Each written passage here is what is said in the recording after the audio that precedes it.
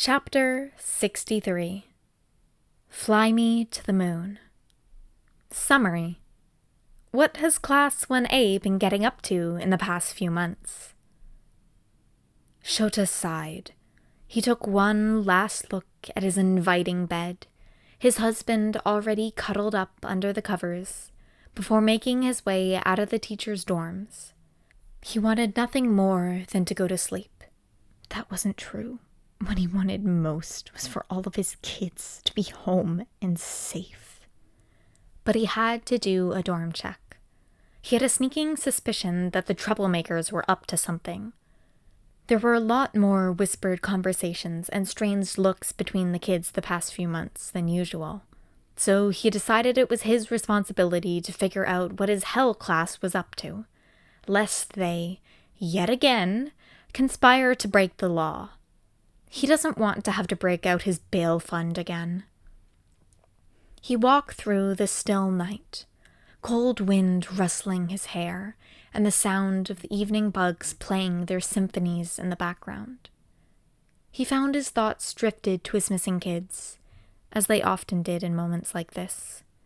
Moments that seemed so normal, like nothing was wrong. He wondered what they were up to right now. Apparently, the ghosts, what the fuck problem child, said they were planning to get back to Earth. Are they on their way? Are they still on whatever alien planet they crashed onto? What was it like there? Is it night? Is the wind blowing? Is there even wind there? Shota's hands clenched. There was too much unknown. It was hard enough to keep his kids safe when they were on Earth, but in that case, at least he knew he could do something. But he had to let the thoughts of his missing kids rest for now. It was time to take care of the kids he still had. The door to the 1A dorm slid open soundlessly, and Shota stepped in. Immediately, he could tell some of his hellspawn were not in bed, where they were supposed to be at this time. A soft glow came from the living room, and hushed chatter buzzed in the early night. Voices became more distinct as he crept closer. Todoroki, Momo, and Ida were the most prominent, but others chimed in every few sentences. He was beginning to think that the whole remaining class was here. Shota stopped just outside of the common room and settled down. It was time to figure out what his spawn was up to. There must be something we can do within the bounds of the law, Ida said, a pained undertone to his voice, as if the very thought of breaking a rule was inconceivable. Hypocrite. It seemed Shota's instinct was right. They were once again planning on doing crime. Seriously, given that they are hero students, they break the law a concerning amount. We've gone over this, Kirishima stressed. There's literally nothing else we can do. Ida tried again. What about? He was cut off by Yamomo. We can't buy our own, even with Endeavor's credit card. A sigh that Shota was 99% sure was Todoroki sounded. Thanks to the global material rations needed to advance the space race and planetary defense, no independent companies have even enough resources to make any for us to buy. Just what were his kids planning to try to get their hands on? It was true that the rations had led to a shortage of many previous luxuries. Despite the fact they were practically under wartime material restrictions, the donations to fund this massive undertaking had not slowed. His daughter Eri had even set up a small bake sale with what she could get her hands on in order to help fundraise money to help get her hero back. Humanity's efforts were not without results. There were constant announcements about breakthroughs or inventions made, like the new planetary defense system modeled off the pre-Quirk DART system. It allowed them to fire rockets all the way into orbit to head off incoming ships. Or the particle barriers developed by David and Melissa Shield just last month. They offered protection from the skies, and should hold up against the strongest missile or laser attack. Technically, they were only meant for important government and research buildings for now, while production was still slow and finicky. But the rat, being the rat, had somehow gotten one for UA. Probably some loophole relating to how the support course had shifted their focus on developing new space travel-related technologies, headed by Nezu himself. A tap sounded from the room, the sound of a marker hitting a whiteboard. One Shota is intimately familiar with, given he's a teacher. And Yamomo continued. We agreed last month that there was no way we could build our own. Even with the support department's help, it would be impossible. Someone murmured, learning all that rocket science for nothing. Wait, did they say rocket science? Which means our last hope for getting into space to save our classmates is stealing the Renew rocket before it launches in 2 months' time. Shota facepalmed. Of all the stupid things his kids could be trying to do. All the sound in the common room came to a sudden halt, and an eerie silence filled the air. Did you hear that? Jiro whispered. Looks like his eavesdropping time is over. Shota stood up from his crouch and rounded the corner, face carefully set in his usual deadpan. In the common room was, indeed, the rest of the class. They were sprawled out on couches and the floor, all surrounding a whiteboard where Ida, Todoroki, and Yamomo stood. Care to explain why I heard you plotting to steal the first spaceship planned to launch since the Quark Wars? The teens were frozen, gazes locked on him. Ida snaps out first. Sensei, But Todoroki speaks louder. We need to rescue Midoriya, Uraraka, Bakugo, Mina, and Kaminari. Dark Shadow adds and Mei, before letting Todoroki carry on. This is the only option left, as you can see by our whiteboard. Sure enough, when Shota turns his gaze to the rolling whiteboard, he can see a brainstorm of ideas, all but one having been crossed out. Little notes are scribbled in any available space, mostly around the 3 plans he had heard them discuss. A credit card, no doubt Endeavor's, was attached to the board with Sero's tape. Hellspawn, he begins, but it seemed that cutting other people off was a theme this evening, as Kirishima steps forward. Don't tell us to stop, Sensei. We need to figure out how to save our classmates. Who knows? Who knows what could have happened to them?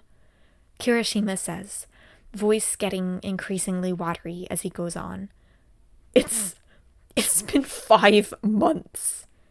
Solemn nods wordlessly bob around the class. Shota scans the students. Some eyes are misty, and a few kids cling to each other.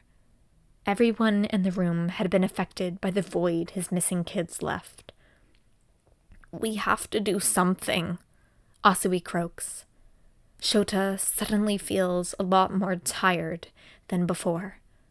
No one had been informed of the little ghost conversation due to the secrecy around One for All, which meant that his kids were still going about their days without a single clue to the well-being of their missing classmates. He knew something like this would happen. He tried to tell All Might that the kids should know, secret be damned, but the man kept insisting that it was Midoriya's secret, and he wouldn't tell them without his permission. But it had been 1.5 months without any change in One for All. There'd been no indication that Midoriya would get his quirk in the near future, and Shota's class was suffering. He knew his problem child, and there was no way he would want this. He walked up to the whiteboard and gestured for the 3 standing teens to join the others. They scampered off after only a moment's hesitation, watching him with cautious eyes. Shota took a deep breath. Trust me when I say, if there was any possible way, legal or otherwise, to get them, we would have already. But this ship, Oyama interjected, isn't fast enough to leave the solar system within our lifetimes, let alone get to your classmates. Yeah, Hitoshi snapped. But obviously aliens have been near Earth before. We've thought about this. All we have to do is take over the first ship we see, then bam, advanced alien ship that can go as fast as the rest of the other ones in space. You and I both know the chances of hijacking a ship near Earth is next to none. Aizawa drawled. No ships have been detected anywhere in our solar system since the others were taken. Well, we'll figure it out once we get into space, Hagakure insisted. The others cheered, determination briefly taking over their sunken expressions. Shota hated to crush the little spirit they had, but he couldn't allow them to continue down this absurd path. I know you're all smart. I would have expelled you long ago if you weren't. You know this is completely illogical. All you'll achieve is killing yourselves before your classmates get back. But what if they never come back?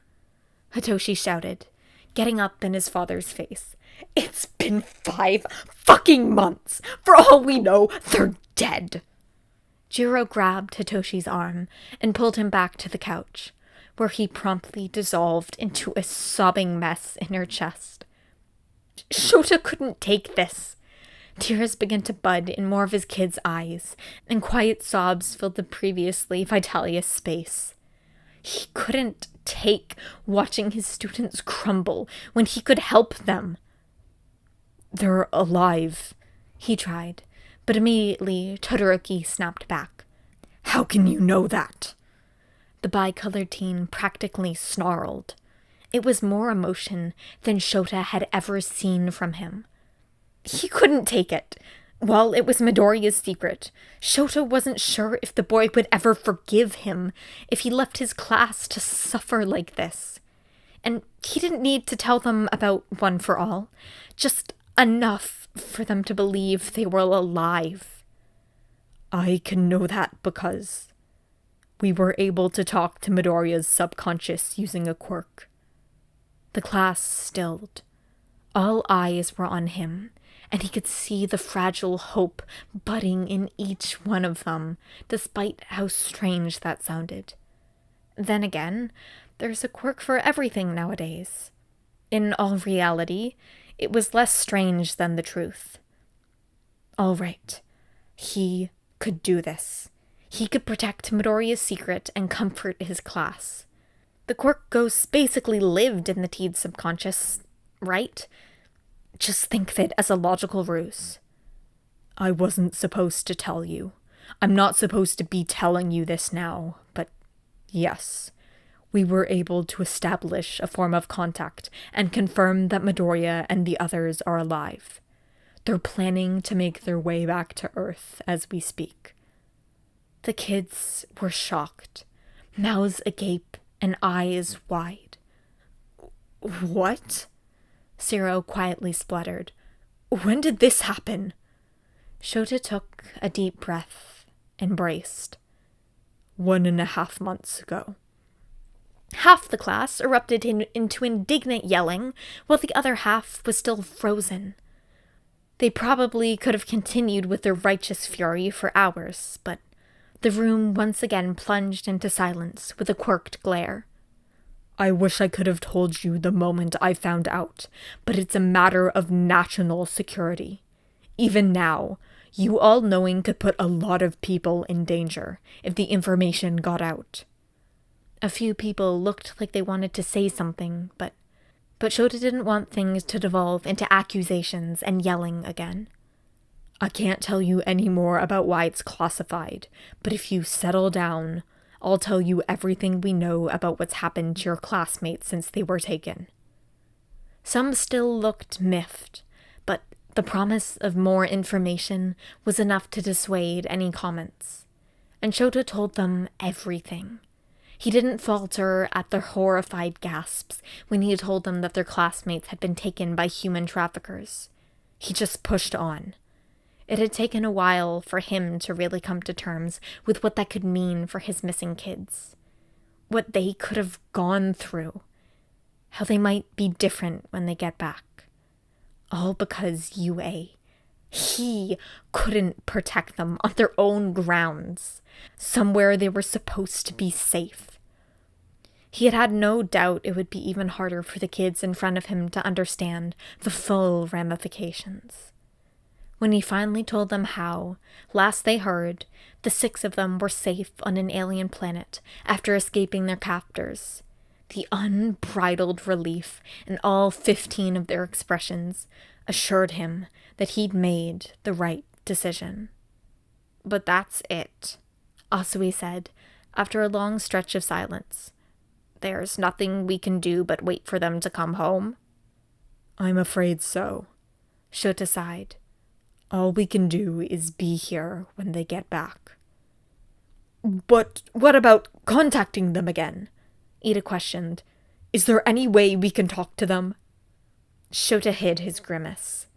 Yeah, there was no way he was letting any of his kids near All for One, quirk contract or not. Due to the details of the quirk and confidentiality surrounding the situation, that won't be possible. I'm sorry. What about you? Kirishima suddenly asked, disrupting the rapidly declining mood. What about me? Can you talk to them? Shota froze. Why would that matter? He can still keep them informed on what was said, whether or not he's there. Then Tokoyami chimed in. That would be most debating to the shadows that plague us, the Raven teen said, Dark Shadow enthusiastically nodding from where she was curled around him. Yeah, Hagakure cheered. If I can't talk to them, I'd be okay knowing you are. As long as you keep us informed, Ida added, chopping his arms with new vigor. But why? Shota dumbfoundedly questioned. Well, Asui hesitantly started. Over time, I think we've all grown to see our classmates as family. At some assuring nods from the others, she continued. So if we can't be the ones to talk to our missing family, we want you to. What? Shota tried to ask, but Jiro cut him off. You're the class dad, idiot, she grumbled, eyes locked onto her lap.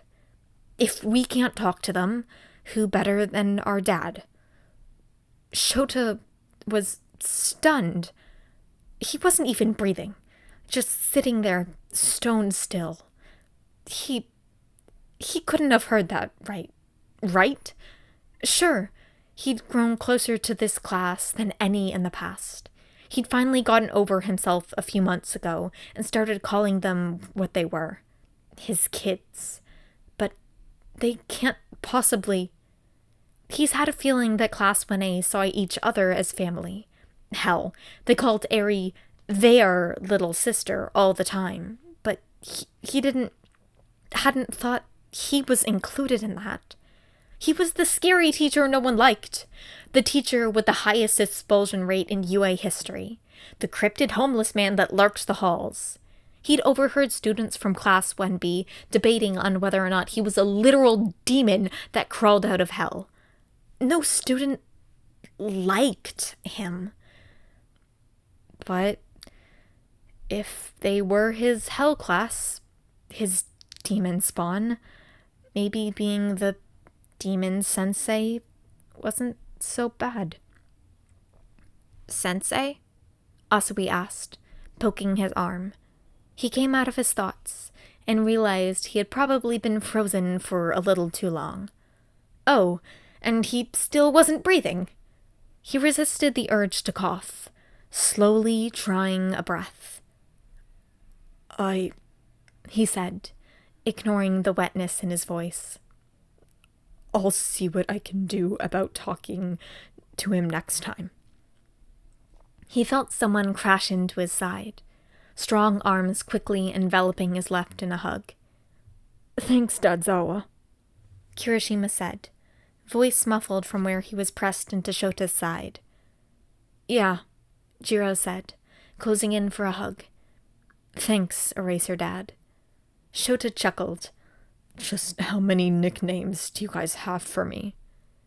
"Whatever do you mean, Dad-sensei?"